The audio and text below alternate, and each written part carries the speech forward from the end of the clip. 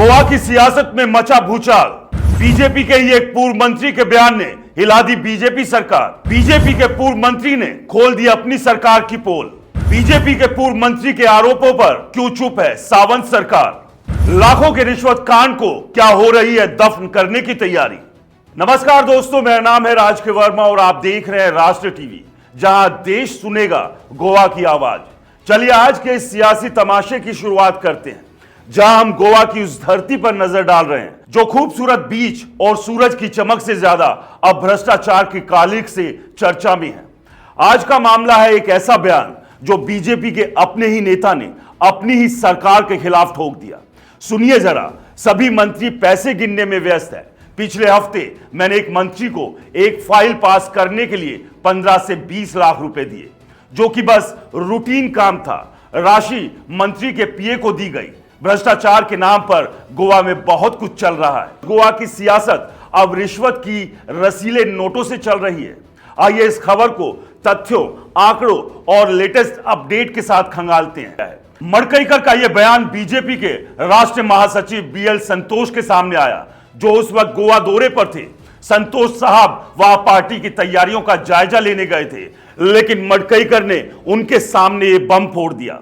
अब सवाल यह है, जब अपनी ही पार्टी के नेता ऐसा कह रहे हैं तो बीजेपी इसे कैसे नजरअंदाज कर सकती है, या फिर यह नजरअंदाज करने की आदत ही बन गई है?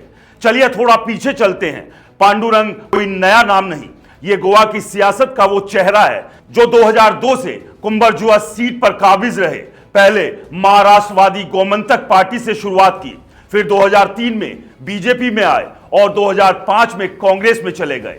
2007 और 2012 में कांग्रेस की टिकट से जीते और फिर 2017 में बीजेपी में वापसी की। इस दौरान वो परिवहन और बिजली जैसे मंत्रालय संभाल चुके हैं। 2019 में स्वास्थ्य कारणों से मंत्रिमंडल से बाहर हुए, लेकिन सियासत से नहीं।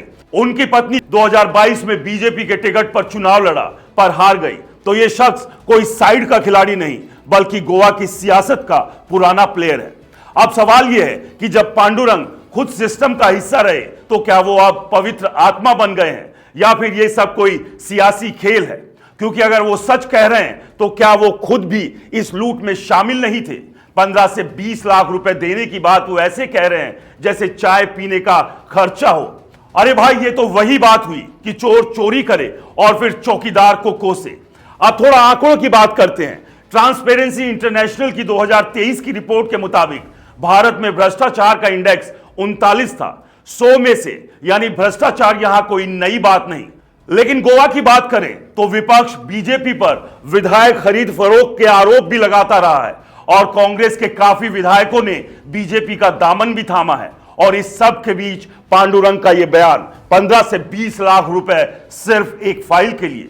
अगर एक रूटीन फाइल की कीमत इतनी है तो बड़े प्रोजेक्ट्स का क्या हाल होगा? गोवा का बजट 2024-25 में 27,000 करोड़ रुपए का था। अब सोचिए, अगर हर फाइल पर लाखों की बोली लग रही है तो कितना पैसा अंदर चल रहा होगा। लेटेस्ट अपडेट की बात करें तो 13 मार्च 2025 को बीजेपी सांसद अरुण सिंह ने मडकईकर के आरोपों को झूठा बताया।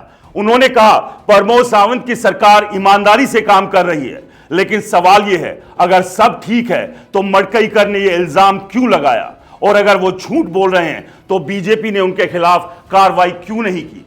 पार्टी का दावा है कि वो अनुशासन की मिसाल है, लेकिन यहां तो चुप्पी साध ली गई। विपक्ष ने इस मौके को लपक लिया। गोवा फॉरवर्ड पार्टी के विजय सरदेसाई ने कहा, अगर मडकईकर के आरोपों की जांच नहीं हुई तो साफ है कि भ्रष्टाचार बीजेपी में संस्थागत हो गया है। आम आदमी पार्टी के अमित पालेकर ने पुलिस से मांग की कि मडकईकर से पूछा जाए किस मंत्री को रिश्वत दी, लेकिन पुलिस चुप, सरकार चुप। पंजिम पुलिस या क्राइम ब्रांच में कोई एफआईआर दर्ज नहीं हुई। अरे भाई, जब अपने ही नेता कह रहे हैं कि लूट मची है तो क्या सबूत का इंतजार है, या फिर यह वही पुरानी कहानी है, जांच होगी, कमेटी बनेगी और फिर सब फाइलों में दफन हो जाएगा? चलिए थोड़ा तंज कसते हैं। मडकईकर कहते हैं मंत्री पैसे गिनने में व्यस्त हैं।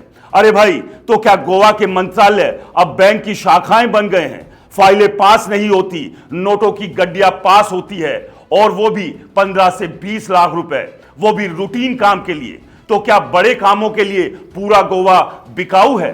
मडकईकर कहते हैं कि यह भ्रष्टाचार नहीं लूट है। अरे जब लूट कह रहे हो तो नाम क्यों नहीं बता रहे? क्या डर है कि मंत्री जी नाराज हो जाएंगे या फिर पीए साहब हिसाब मांग लेंगे? और बीजेपी की चुप्पी। प्रमोद सावंत कहते हैं मुझ पर कोई आरोप नहीं। अरे सावंत साहब, बात आप पर नहीं, आपकी सरकार पर है। आपके मंत्री अगर पैसे गिन रहे हैं तो क्या आप सो रहे हैं, या फिर ये सब आपकी नाक के नीचे हो रहा है और आपको खबर तक नहीं? और मडकईकर जो नाम बताने से कतरा रहे हैं, क्या ये सियासी ड्रामा है? क्या वो पार्टी से नाराज है या कोई नया खेल खेल रहे हैं? आज की तारीख यानी 15 मार्च 2025, मडकईकर के बयान को 10 दिन बीत चुके हैं, लेकिन ना कोई जांच शुरू हुई ना कोई कार्रवाई। द इंडियन एक्सप्रेस को मडकईकर ने कहा सही वक्त पर उस मंत्री का नाम बताऊंगा। अरे भाई, सही वक्त कब आएगा? जब गोवा का खजाना खाली हो जाएगा। विपक्ष ने एंटी करप्शन ब्रांच में शिकायत दर्ज की, लेकिन वहां भी सन्नाटा है। सोशल मीडिया पर लोग पूछ रहे हैं अगर मडकईकर सच कह रहे हैं तो वो खुद भी तो रिश्वत देने में शामिल है, फिर उन पर कार्रवाई क्यों नहीं? सही सवाल है, रिश्वत देना भी तो अपराध है या ये नियम सिर्फ आम आदमी पर लागू होता है? तो दोस्तों, गोवा की सियासत में यह नया रंग क्या बताता है? मडकईकर का दावा है कि मंत्री पैसे गिन रहे हैं, फाइलें रिश्वत से पास हो रही है, लेकिन सबूत नहीं, नाम नहीं। बीजेपी कह रही है सब झूठ है, लेकिन कार्रवाई नहीं। विपक्ष शोर मचा रहा है, लेकिन पुलिस चुप। तो क्या यह सब एक सियासी नाटक है? क्या मडकईकर अपनी पार्टी से नाराज है या कोई बड़ा खुलासा करने वाले हैं? या फिर यह गोवा की सियासत का वो सच है जो सब जानते हैं पर कोई बोलता नहीं?